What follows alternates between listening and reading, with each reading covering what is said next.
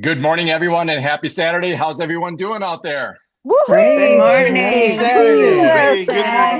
morning. Good Good morning. Good. morning. All right. Well, we are on our first episode of the month of December. Here we are, the first Saturday of December, and we were commenting about how it is dreary looking outside, certainly where we're at here in Michigan, but uncharacteristically, even for the folks that are on this program here that are in usually sunny Florida, it's actually dreary skies there. But nonetheless, we are bright and energetic here inside the warm cocoon of Voices of HealthPointe. For those that are new to this, just know that if you're not able to attend live or choose not to, because we do get started at 8 a.m. Eastern Standard Time, this does get uploaded to the Voices of HealthPointe YouTube channel. So you can certainly catch this later. So we're going to dive right into things, and let me actually handle something here real quick, just letting somebody in. And I'll go ahead and I'm going to do a mute all on everyone. So there we go. Okay. So guys, as I was teeing up my docket item, um, I was kidding in the beginning, in the preamble before we got started here that uh, I was kind of apologizing in advance for the dryness that this is at risk of.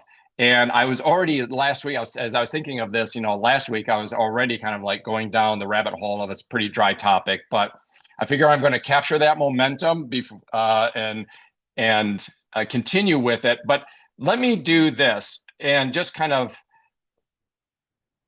characterize this before we dive into it. It's going to be talking about what's called the energy resistance principle. There you go, ERP. Um, you can snooze off to that just in that one segment. But we've all felt this, and that's what I wanted to do. I just wanted to kind of like lead into the docket item with this observation that we've all had. And, here we are on a Saturday, kind of a gloomy weather here in Michigan and so forth. You might think of times where you've sat down in the afternoon watching movie after movie. Maybe it's the Charlie Brown Christmas movies or something, good stuff. But you would think with all that laying around and resting, you would feel rested. And yet, how do you feel? And we've all done it. We don't have to raise our hands. We've all done it. The binge watch, the back to back, movies or whatever, your Netflix, whatever your viewing choice is, but you're there hour after hour, totally sedentary, and you would think you would be feeling rested and energetic, and yet you aren't. Okay. Why is that?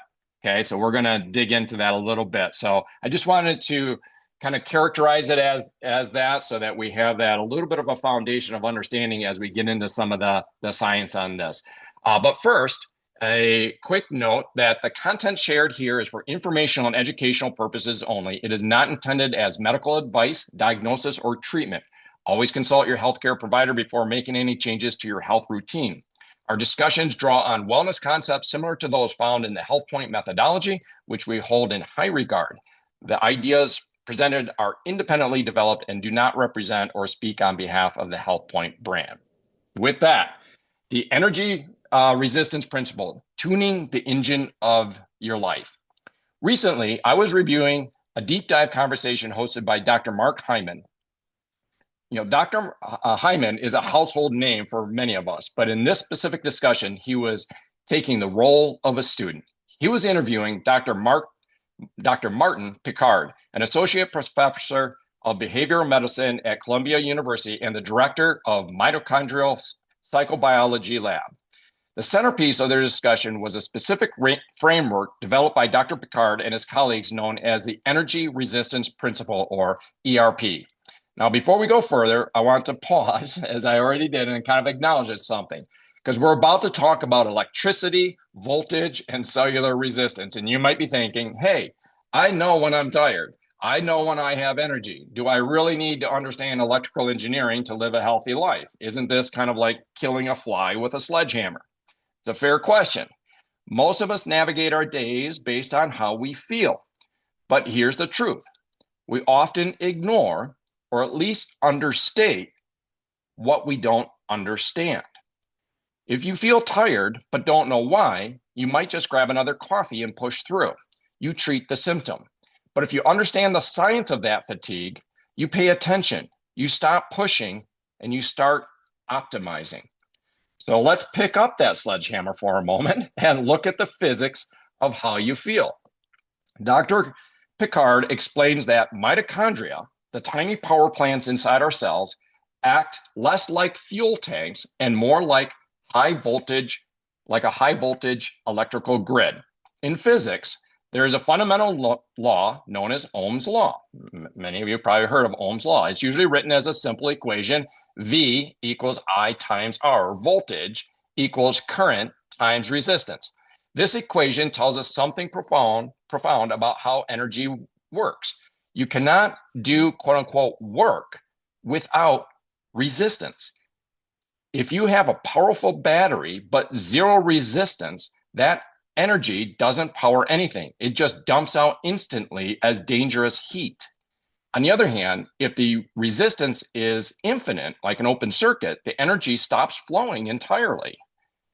To turn raw power into useful function, you need a load. You need something to resist the flow just enough to capture the energy. Now, unless you're an engineer, that equation might still feel abstract.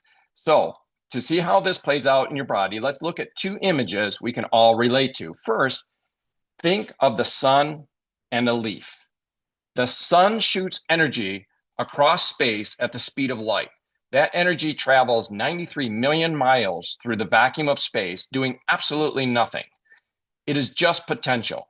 It isn't until that light hits a leaf and that leaf resists it, catches it, and slows it down that the magic happens. That resistance turns that raw light into life. Secondly, think of a garden hose. Imagine a hose turned on full blast, but without a nozzle.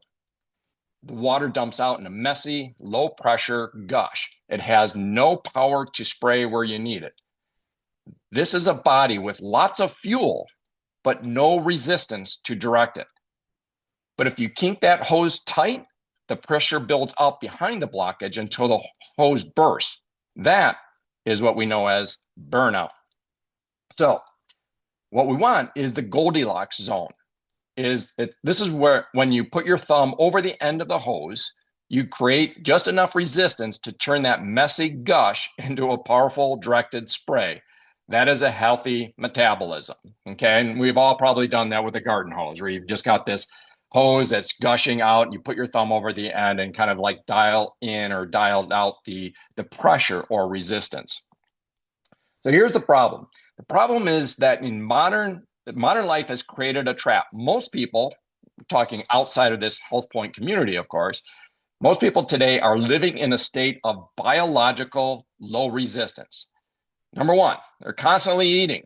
They have that steady stream of high energy food that's flooding the hose. Number two, they're basically sitting still, rarely moving enough to create any pull or demand on our energy system. And number three, they're living in basically perfect comfort. So thinking of things like living in a climate controlled rooms, never getting too hot or too cold. So the fatigue that most people feel isn't because they are out of fuel, it's because their engine is kind of flooded. And again, I'm assuming some people, I'm thinking of a riding lawnmower that we have at our cottage, where when you start it, you choke the engine or kind of flood it with fuel. That's healthy in those starting of a lawn tractor like that, but you can't operate in that choked mold or too much fuel, or it runs very clunky, not efficiently. And then there's a psychological twist. Here's the part that Dr. Picard emphasizes as the game changer. While many people have too little resistance, they have way too much psychological resistance. They have too little physical resistance. They have way too much chronic psychological resistance. His research shows that psychological stress acts like a physical blockade when we are stuck in frustration, fear, or, and this was interesting, little rabbit trail he went down talking about lack of purpose, goals. The brain signals the mitochondria to kind of hunker down. Okay, so you lose some of that energy. This increases resistance in the grid, but not in a helpful way. So we're talking about this high psychological chronic resistance. It is not helpful. It's like kinking that garden hose. The pressure builds up inside, but nothing flows out. This explains why you can sit at a desk all day, which is obviously low physical output, but worry about a problem, which is high mental and psychological resistance. And at the end of the day, you end up feeling physically shattered and exhausted. Okay. So at this point, you might be wishing for a dashboard or some way to measure this ERP. Dr. Picard mentioned that there are specialty biomarkers for this, specifically one called GDF 15, GDF 15. But right now, that test is largely limited to research facilities like Mayo Clinic. It isn't something we can just ask for at our physical yet. However, he predicts that in the near future, this technology will be ubiquitous. So imagine having a device similar to a continuous glucose meter. We talk about on this program and in this context, of course, quite a bit about CGMs and the continuous glucose meters. But imagine something like that, but just like that, where we can currently see our blood sugar spike after eating a donut. Imagine looking at an app that shows your ERP score, the energetic state of your mitochondria. You could look down at your phone at, say, 2 p.m. and see your resistance is too high. You are at 85%. You need to breathe. Or your resistance is too low. You're at 30%. You need to move. You need to go out and walk. So that kind of feedback would obviously be instant change in our behavior. But we don't have that app yet, of course. We can't wait 5 years for the technology to catch up. So how do we understand and know where we stand? Dr. Picard suggests we develop mitoception.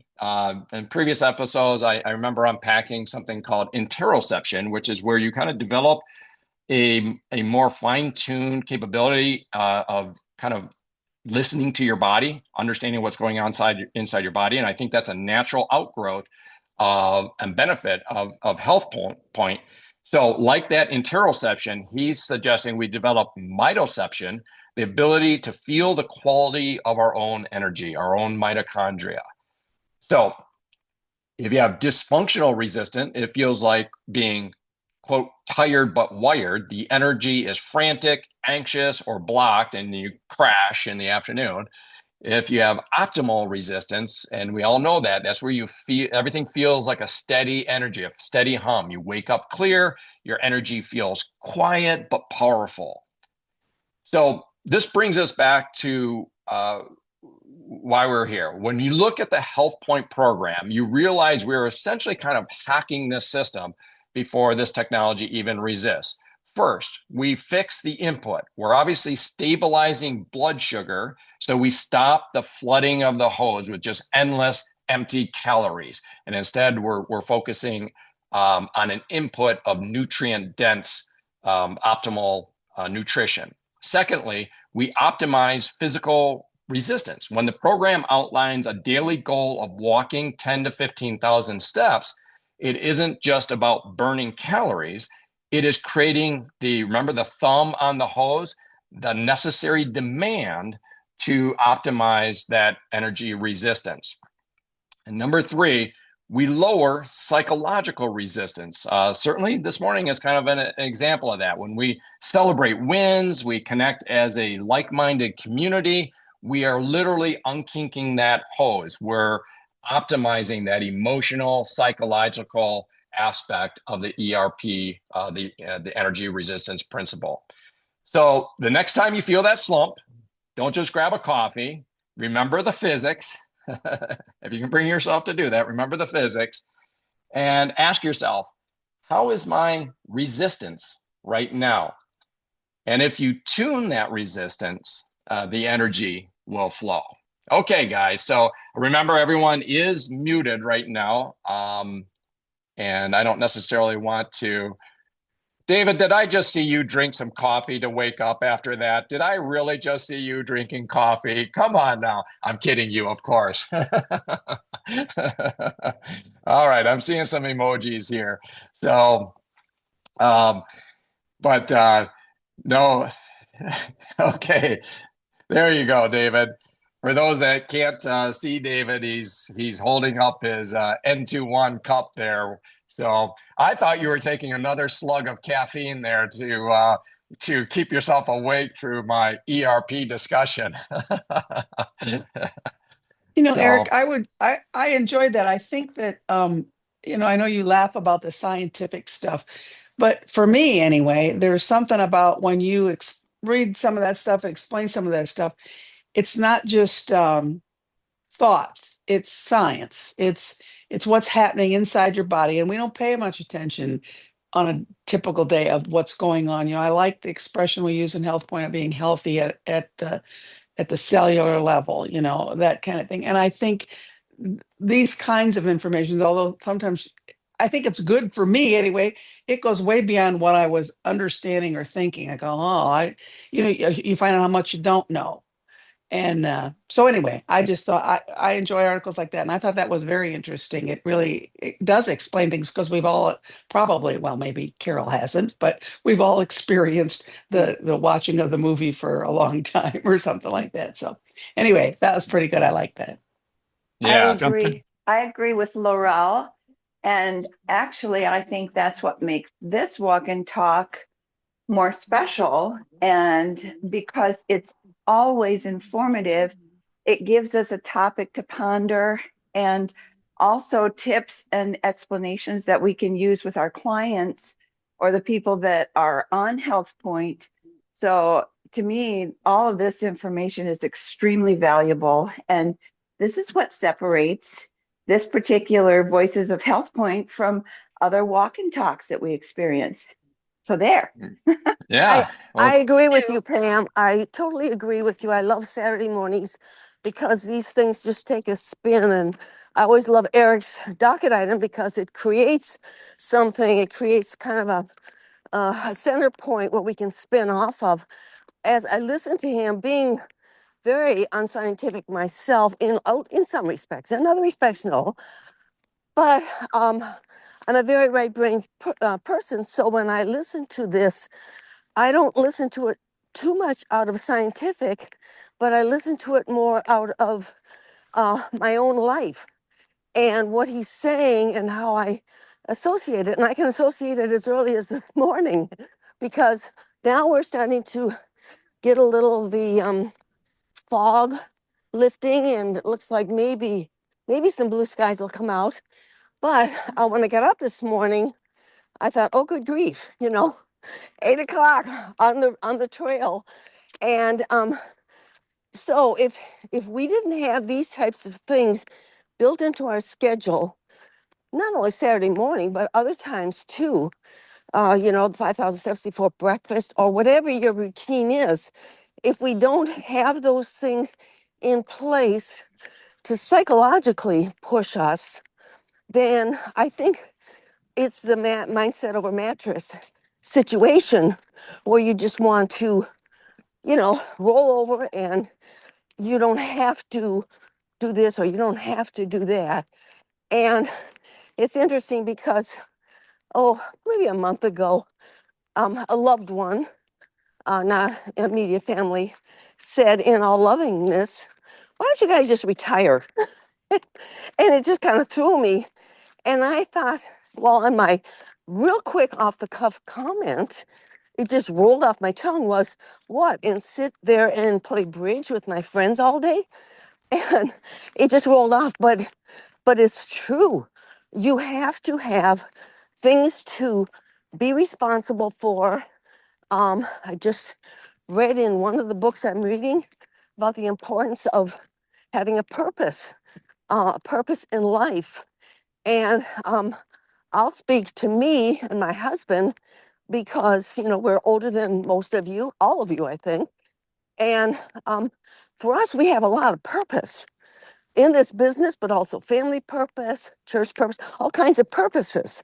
And it makes us get past that, uh, like ERP, is that what you call it? Whatever Yep. scientific term it was, it gets you past that mentally.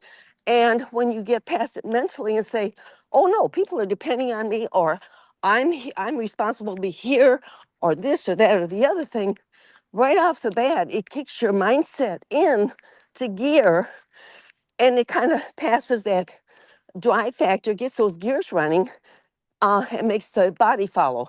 Now, that's what I got out of it, Eric. Maybe that's nothing like what you said in your article, but that's how a sanguine understands it. No, I love that. And thanks, guys. Thanks for kind of like, you know, coming in and shoring up any,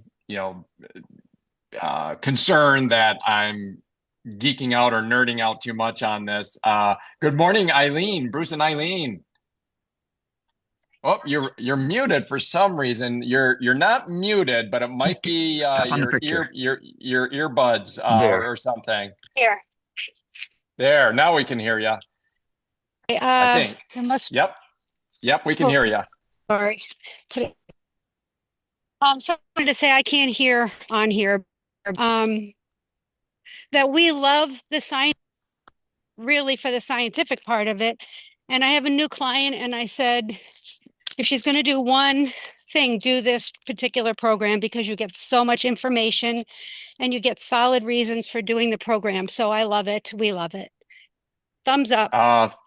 Thank you, Eileen, Bruce, and Eileen. Also in the rare cloudy background of Florida. It's just something is just We have not right. dense fog. Dense fog, yes. Yeah. Okay. That's All exactly right. what it is. I'm just always so used to just seeing that stark, brilliant blue sky Yeah. and the rising sun. So good to know that we could ship a little bit of that grayness down to you guys. But no, circling back to this, and the one thing that was really interesting in this topic of the ERP and a point that Dr. Picard and Dr. Mark Hyman were really lingering on is actually what, interesting enough, all of you just commented on. Laurel, love of the learning. Carol talking about, when friends are saying, why don't you just quote unquote retire, and you're talking about that purpose and that those good responsibilities, and Eileen, talking about with, that in this program, one of the things that's different is you learn. And Pam, I think you were right out of the gate there saying the same thing. It is kind of distinctive. And I know I appreciate that about our Monday or our Saturday walk and talk, is that we do get into more long form discussion and into kind of some learning type stuff. And one of the things that Dr. Picard, Mark Hyman had said, he kind of like tossed out this bit of a throwaway comment about how, he's kind of has a belief of that if people have a passion or a purpose or kind of they're always learning and so forth, that they have a longer, healthier life. Now, for those that don't know who Dr. Mark Hyman is, I mean, he's like the OG of, functional medicine. I think he developed I think he was at Cleveland Clinic for a while. Anyhow, the guy's, kind of the original gangster of that space. And so he makes this kind of throwaway comment of his observation, working in the clinical as well as the academic setting for many, many years. And Dr. Picard picked up on that and he said, hey, that is not a theory, that is proven science. And he said, in fact, it's been proven for about 10 years now. And he's like, what? And so it turns out that there have been studies done, a lot of these things are done, via autopsy, where they were able to take a look at the quantity and quality, but the quantity of mitochondria, which is, I mean, we talked about mitochondria a lot, and I'm just kind of painting it with a broad brush here, but just that is energy. If you don't have functioning mitochondria, you are instantly dead, okay? In fact, a cyanide capsule that you see in those spy versus spy movies where they crack the cyanide capsule and they're dead within like seconds, that's because it stifles mitochondria. And if you don't have mitochondria functioning, you're dead. So all to say, a very, very key part of our living biology. And what they've determined, apparently over 10 years now, it's been known science, is that those with a, I don't want to over paraphrase, what, the evidence shows, but the way I understood him unpacking it is those with constant learning, a purpose, a passion, they live longer, more energetic lives. And that's literally shown by the quantity and the quality of the mitochondria in the prefrontal cortex of the brain via autopsy. So I guess, for those of us that do like this experience of learning, of, covering some things like this, where we are going a bit deep on some things and getting that intellectual stimulation, it's valid. There's definitely, Eric? according to, yes. Good morning. Good morning, Hank. Good morning. Great. Just want to share with you what I've learned over these years, okay? People confuse that word retire. You retire from a job. You don't want to retire from life. Once you retire from a job, you need to get refired about your future. What it is that you want to do, what do you want to accomplish with the rest of your life? Are you giving up? Are you saying I'm done? I mean, I was 48 when I retired. What if I'd have said that? Holy cow, it'd have been all gone a long time ago. You get refired about something that excites you, motivates you, and that's what's called lifespan over life, healthy life. Okay, you just we want to talk about health span, and that's how you stay healthy.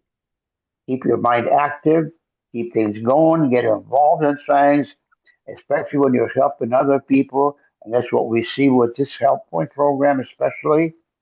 And so just remember, you retire from a job, but don't retire from life, because then you're just kind of checking out and say whenever it's going to happen, whenever it's going to happen.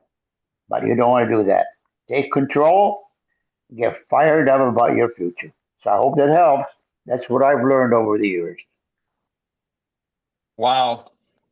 You don't know how relevant this is to probably so many people in this walk and talk this morning, but I can tell you certainly with Emily and I and discussions that we routinely have, and certainly what I'm experiencing with conversations with, friends and people that I circulate with.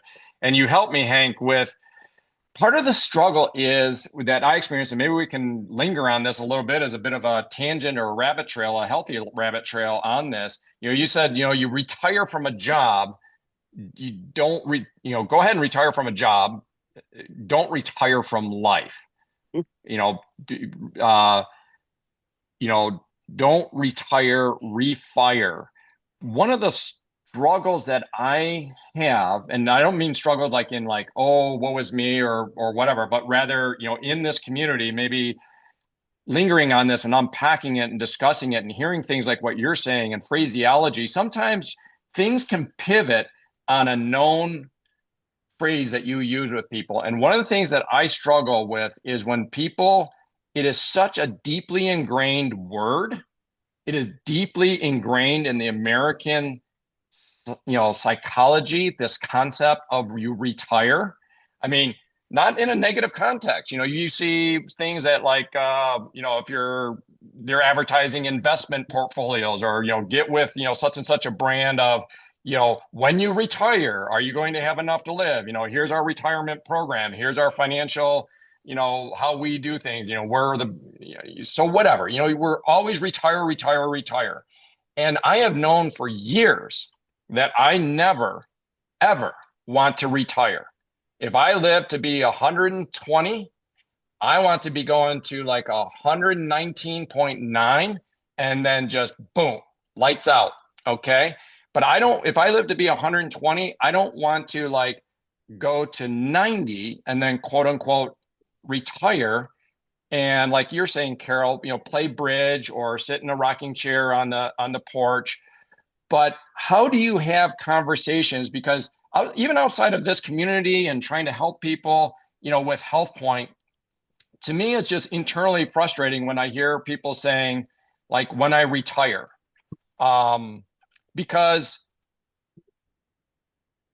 I know that they, like Emily and I were with, actually, sorry, I'm kind of like jumping all over here, but I'm just thinking we were just kind of settling in the evening last night. We got a great call from some friends of ours. They were at the restaurant that's kind of next door to us and they said, hey, we just popped in here. We realize you guys live right here. You want to come on over. And it turns out they were there and a couple of their friends, which were kind of friends of mine. So there's the 6 of us sitting there. We went and visited real quick. We had to come back. But a lot of the conversation was about, that I heard, was, these concepts of retirement. One of them had just recently retired. One, just the opposite. He's working weekends and everything else like that. But how do you have a conversation with people that whacks that retirement word out of the psychology and helps them understand and start to embrace something other than retirement? I don't know if I'm making sense here, but I'll drop it with that so that somebody else can talk. Yes, you're making a lot of sense, Eric. But the trouble is, people are so programmed. It's Yeah. just like all the pharmaceuticals that program you on TV. Okay, and I just love to keep asking them questions because I see these retired people some around some of these homes what they're doing. They're picking weeds out of the grass, and always doing just stay sort of mentally active a little bit, doing stuff around the house. And my book is hire that stuff out. You don't need to be. You got too much other stuff you've learned in life you can utilize other than just picking weeds out of the grass. Okay, so that's how I envision it. I just like to ask them questions. I mean, what do you foresee in your future? What do you want to accomplish? What are some things you've always dreamt about want to do, but you've never done? The old rocking chair mentality, they retire on the porch, rocking back and forth, and ask themselves, why didn't I do this? Why didn't I do that when I was younger? Hey, hello, why not do it now? Okay, so again, I like to ask people those kind of questions. Make them think. They stop thinking because now they're retired. Hello, and when I ask people, what do you do? They tell me, well, I'm a teacher. I said, are you still teaching? No. So that's over. That's gone. So what do you do? Okay. Hello. Because they keep thinking of what they used to do because that's what they've done all their life. But now you got to rise above that if you want a whole new future for yourself. So I hope this is making some sense. And some people have a hard time reaching them because they've been so programmed mentally. And you got to You know, try to help them turn that around. So by ask questions, make them think. And I think that's the best way I can put it to make people realize you still got a whole life ahead of you because we are designed to live to 120. You mentioned that figure.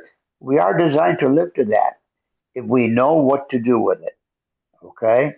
So that's why I love to listen to these people like these 102-year-olds have suggestions.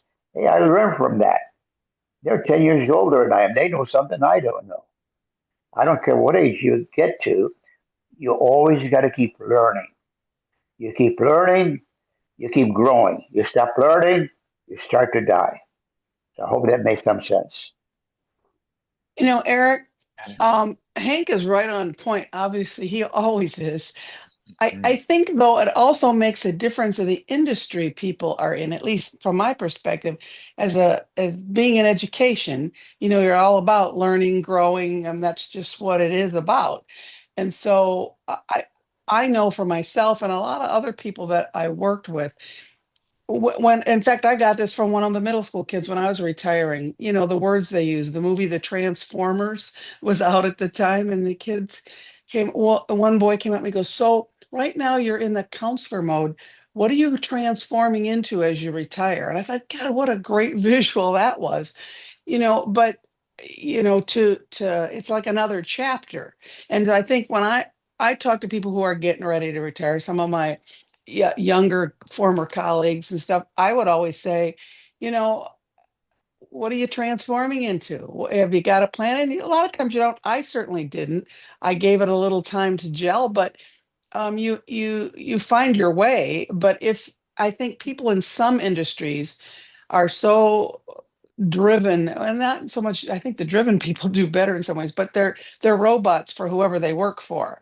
In education, it's hard to do that because you're working with kids and there is no one thing that you do. So maybe it's part of the industry, but I do talk to people a lot about, what do you see yourself, like, like Hank has said, what do you see yourself doing in 5 years, or have you thought about that? And they haven't, but the whole idea of transforming into something else, I think is a good way to discuss it, because sometimes people haven't, they just want to get out of what they're doing. And I think that's part of why the word retirement is bad, because you're retiring from one thing, but you're really transforming into something else. So that's what I found. Well, to add to that, Laurel, people say, well, I'm going to play golf 5 days a week. Hello. Then they ask me, do you play golf? I said, no, I'm not old enough yet to play golf. So, and it's over. Anyway, because I cannot take that kind of time, hit a ball and sit there and wait. I'm not ready for that mentally. Maybe someday I will. I don't know. I don't plan on it at this point because we're having too much fun. We're too active doing what we're doing. And to me, I know a good friend of ours that played golf 5 days a week. They moved to golf country in North Carolina just to play golf. And they finally wore themselves out just playing golf. I mean, how exciting is that, day after day playing golf? I don't know. I've not played enough to try it out, and I have no plan to do that. So I'm not knocking golf, okay, but it's not my cup of tea right now. I think we got more things to do that are more creative, more mentally active, and than playing golf. Maybe someday when I'm 105, I'll try playing golf. I don't know. So anyway, that's my thought on that. I think we speak. Go for it, Carol. Yeah. No, I was going to say, I think, to bounce off of what Hank was saying, is purpose in life. And sometimes I wish I had. I'm out on the trail, so I don't have it here. It's it's an Oscar Wilde, and it's pretty crude, but it really does tell. I mean, if I get home early enough, I'll grab the quote. But anyway, it talks about old age, and are you just how do you say it? Just a big clog of blog, complaining about this or that or the other thing, and expecting somebody else to sympathize with you. You're taking space up on Earth, and I think that when you have a purpose, when you are reaching out and thinking, how can I help somebody else? How can I, first of all, and this is a good place to start, because we work with the longevity program. Let's get that person feeling better. And then as they start to feel better, we talk about paying it forward. Here's a great example. They can say, wow, I was feeling just really non-directed and just tired and overweight and depressed and blah, blah, blah, whatever the situation is. And I got on this program and I not only lost some weight, but more importantly, my brain kicked in. I started realizing, wow, I can help other people with this. And you start to get a passion. So it happens, that's our purpose. whatever the purpose is, get passionate about the purpose that you have. Years and years and years ago, I think I was maybe 40, and I did a seminar called Joy for Life or something. Anyway, it was a very introspective and very good for me because at that point our children were much younger and what have you. And it just talked about what would you put on your epitaph, on your grave. I mean, this sounds horrible, but because I'm not thinking in those terms, but what would you put on your epitaph if you were to write one now? And is she died living? Mm. And I thought, that came out of my brain years ago, but I thought of that so many times. I don't want to take up space in life. Live while you're living. I mean, if God gave you a breath, reach out to other people. That is not taking up space. That is paying it forward and helping somebody else, whether it be in this program or making a call to somebody to lift them up because you're in a particular tough time or whatever it is. And the other one that I wrote down was I would rather wear out than rust out. And God really he picked up on that one. but but isn't it more fun to wear the bejeebies out of your body, mind, and spirit, so that when you go, there is nothing left but a big blob, as Oscar Wilde would say, but that you spent every inch and every heartbeat and every breath to pay it forward and help others, whatever the scenario would be. And I would say to all of us, one of the biggest and easiest ways to do that is to hang around with young people. Don't hang around with, we never hang around with people our age. We're always the oldest ones in anything. But our favorite people to hang around with is 20 and 30-year-olds. They are so much fun. And whenever we go to any family gathering or anything, we never hang around with, our age people, much less the in-laws.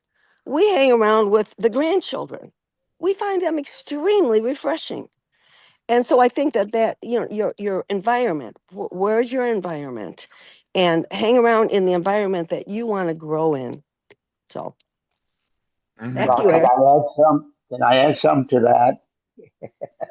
Hmm. Because Yes, Got for us on a sure. roll now. Yeah. we are on a roll, right? But you be careful the environment you hang around with, like Phil was saying. It's amazing. Like sometimes we sit down with a group that's a bit older group. It's like an organ recital, right? This organ hurts, this organ hurts, and all the problems they've got and all the medications they're on. I listen to that. I says, man, these guys are so far off into deep end, not taking control of their own health like we are doing with HealthPointe. Okay, this is where people take control of their own health to live a long, healthy life, an exciting life. I don't care what age you are. Don't get involved in listening to all these the older people, let's call it, about their problems physically because that's all they can talk about anymore, and all the medications they're on. So anyhow, I'm not knocking the necessity of that, but if it's necessary, fine. But try to get away from that as much as you can because all it does is cover the symptoms. You're not healing. Whereas Health Point is called exactly that, Health Point. Get healthy and stay healthy, and you'll be amazed how much fun you'll have. I don't care what age you are. So that's my last point. I'll shut up after this. Please keep on. This is gold. These are gems here. Hey, Eric, Yes. I think you've got your response now to the people who are going to retire. You say, well, as for me, I think I'd rather wear out than rust out and see where Yes. that conversation leads. Yeah. Yes. Yeah, I picked up on that one too, Pam. I'd rather wear out than rust out. And then that epitaph, she died living. How to the point and brilliant that is. I mean, that's brilliant. Uh, Laurel, yeah, go ahead, I Carol. just I just wanted to interject real quickly, the person that said that is one of my dear family members, my daughter-in-law. Now, in defense of that, she works around people that are at the end of their life. Okay.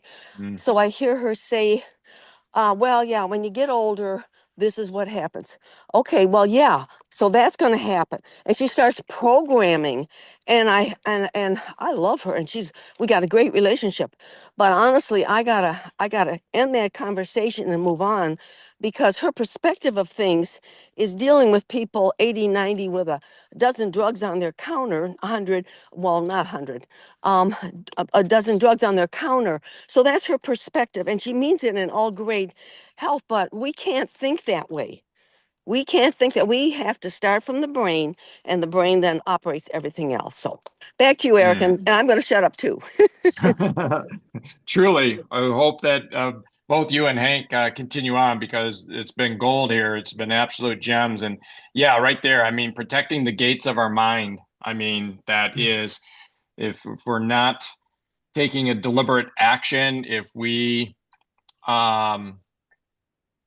don't, you know, protect, and what do we open those gates up to? Because there's information, there's perspective, there's attitudes, there's emotions that are fully capable of coming into our mind. And it is sometimes it really takes a conscious no, this will stop now. And you unplug yourself from that source, you remove yourself from that environment, or not that you would say this to your family member, but mentally you might just say, you know, maybe like mentally do it childish, and just put your hands over your ears and just do the nana nana nana, and mentally, walk away, protect the gates of your mind.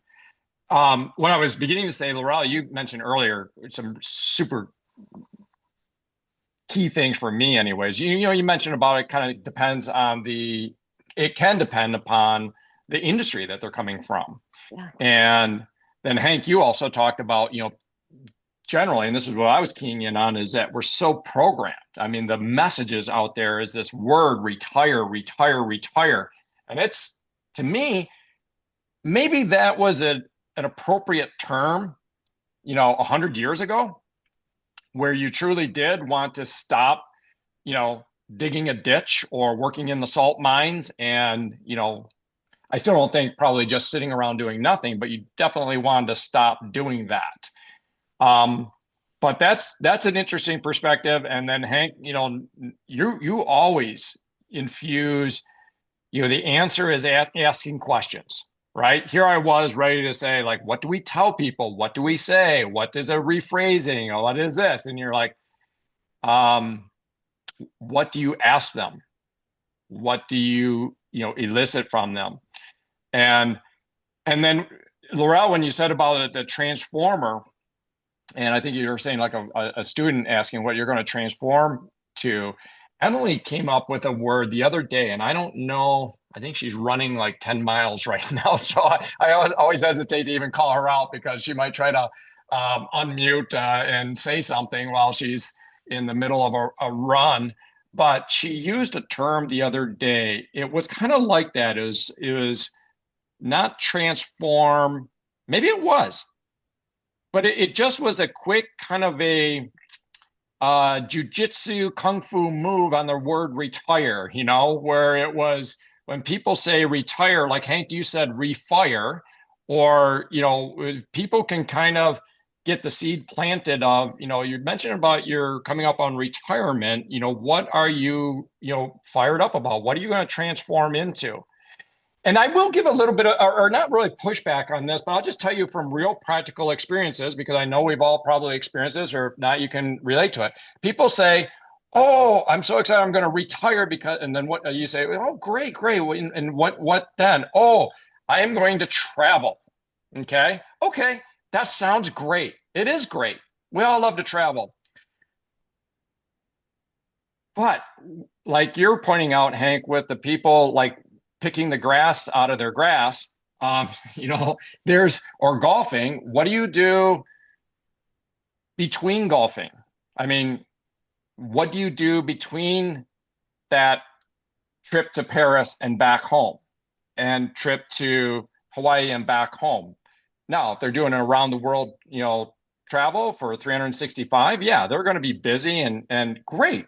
And I'm not judging any of this. I'm just, since it's so central to our energy paradigm of living in an energetic, passionate mode, is having an environment where you're stimulated, where you're learning, which is, I think, why so many of us love this community, is we experience that. But what do you say when somebody says, well, I'm going to travel, or I'm going to do this project, or I can't wait till I retire so I do that project? I guess maybe you ask more questions, is what, Hank, you would probably say. and Laurel, to your point too, you also said this can take time.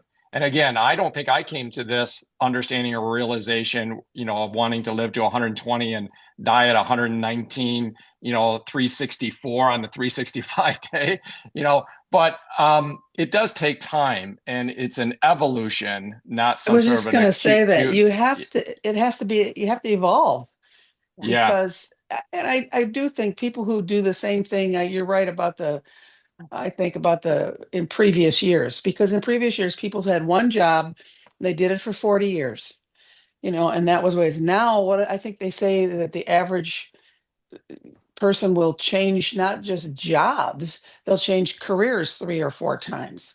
I mean, that we learned that way back in my career counseling classes, and that was 30 years ago, so people are just changing, and the way we work is changing. But I think evolving and transforming, all those words are key for people, and they have to think about it. But when I was a teacher, in my early years, and we would get together with our college friends, maybe 10 years out of college, not even that, 5 years. Al and I, and he's in education too, we'd come home from those and go, what is wrong with our friends?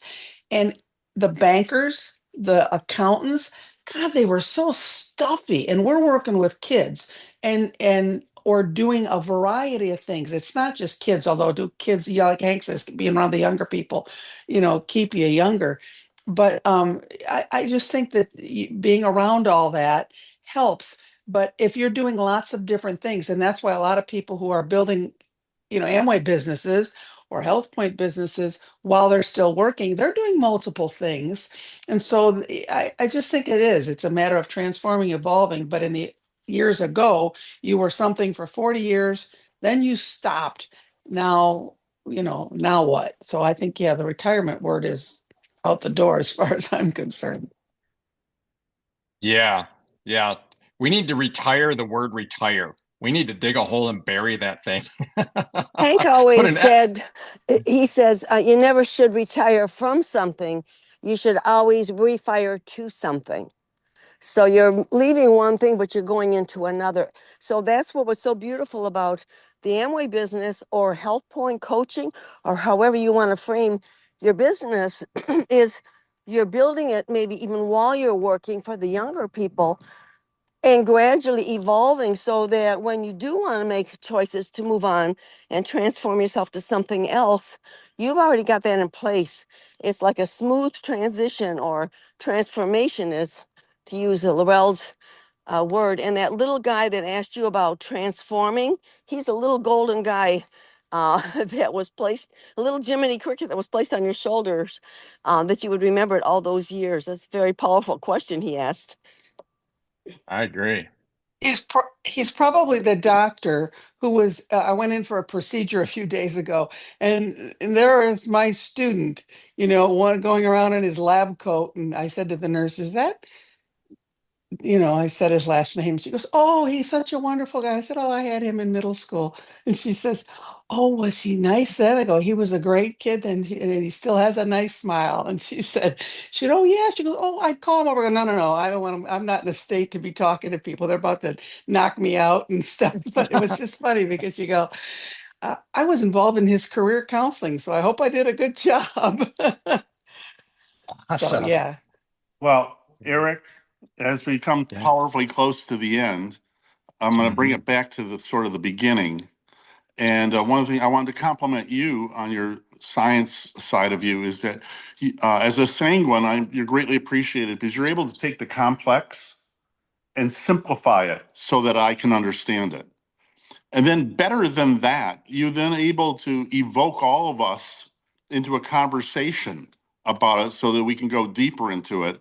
And then when someone like me says something and I'm not really sure what I'm saying because of my personality, it's like a cleanup on aisle 7. You're really good at then cleaning up whatever I said to make sense out of it. So your gift is greatly, greatly appreciated. And Amen. then when you're talking about retirement, many people want to stop working, but it takes money. And there's a lot of people who don't have money. And one of the things that I heard a long time ago that might stop people from figuring out a path to financial freedom is if you don't have a plan for what you're going to do after you're done working, your brain will actually protect you and keep you from having success so that you keep working because your brain knows that routine is really healthy for you. I'll let you figure that out if it has any value. And then the last one is just at the very beginning about that being comfortable. We need to learn how to be. Short-term discomfort is very beneficial to us, not long-term, but short-term. Walking is a short-term discomfort. Cold showers would be short-term discomfort. Making yourself go stop and actually listen to audios might be short-term discomfort, but short-term discomfort are the things that get you to where you want to go. And that's what Dave Dasso wanted to say as we come close to the end. So you're greatly appreciated, Eric.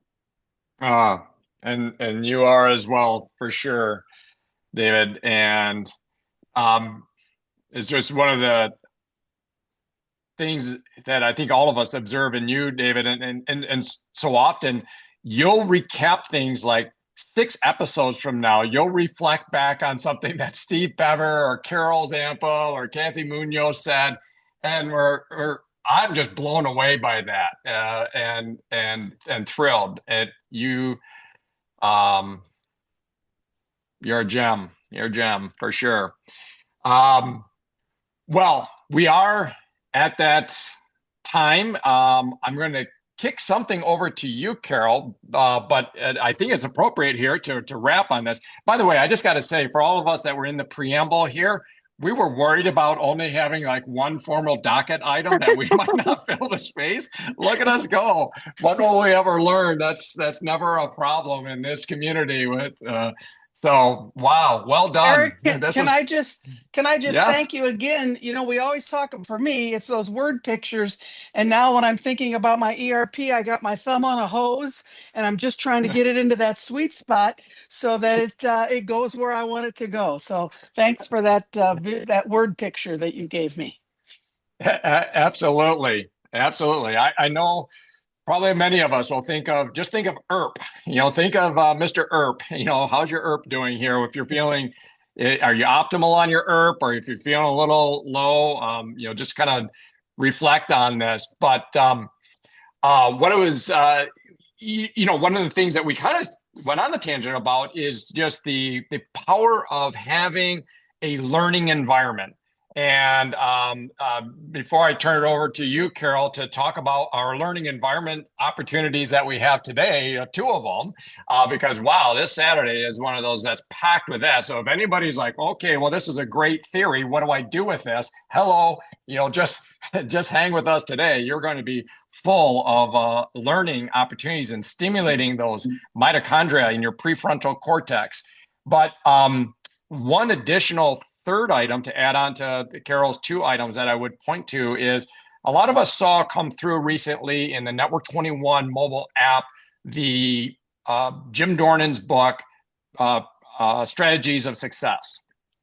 And so many of us have read that. Some of us are probably rereading that. And boy, oh boy, is that relevant to this topic on the, and just a beautiful Jim manner to unpack and, build the foundation of, having a passion in life, how to do that. That's not an easy thing.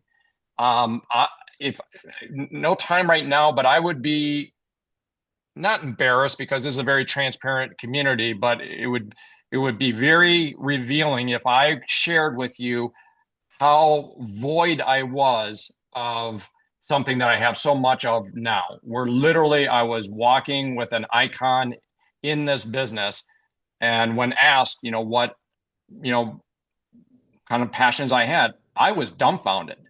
So if I, who feels so passionate about things right now, can say, I needed to learn and I needed to read things like Jim Dornan and to understand how to build a passion and so forth, I would just recommend reread or get and read Strategies for Success by Jim Dornan.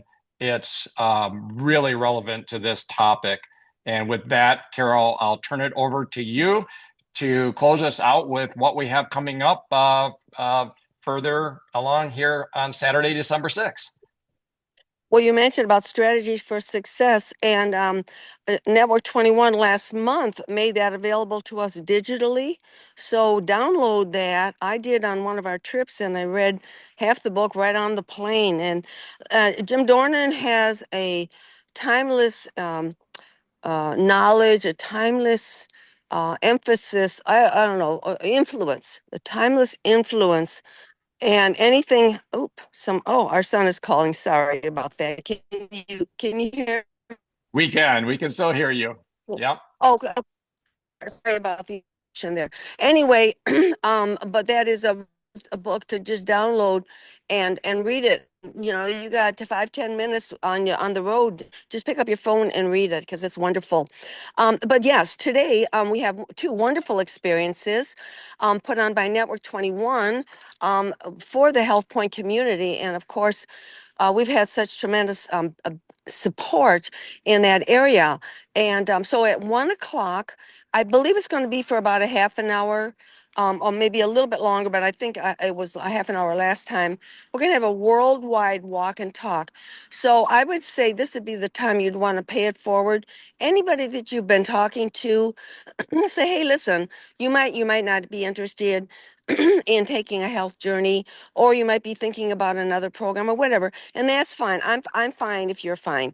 But I would say invest a half an hour of your time and just listen to some of these people around the world that have been successful with the HealthPointe program. So that's at 1:00 Eastern time. And then at 4:00 Eastern time is our Connect to Health.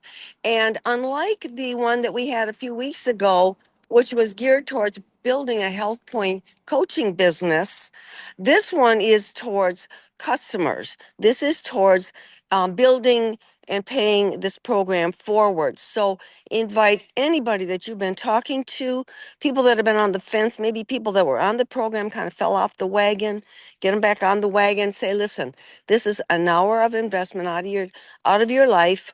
At least sit in on it, and then you do what you want to do with it. But I would just say get on the phone and talk to everybody, because it's two really, really good things, and we don't want to, lose that opportunity. Right. And with that, I'm going to give you one last visual. Hopefully, I'll be able to do this. Can you all see that?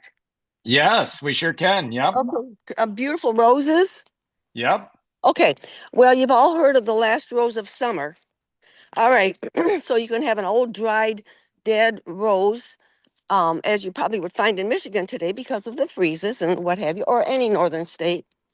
Or you're going to find a rose like that. So I would ask myself, which rose do you want to be in the last rose of summer? We are in December. That is definitely the last rose of summer. Do you want to be flourishing, purposeful, energetic, passionate, and excited?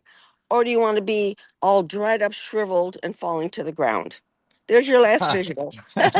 I love that visual.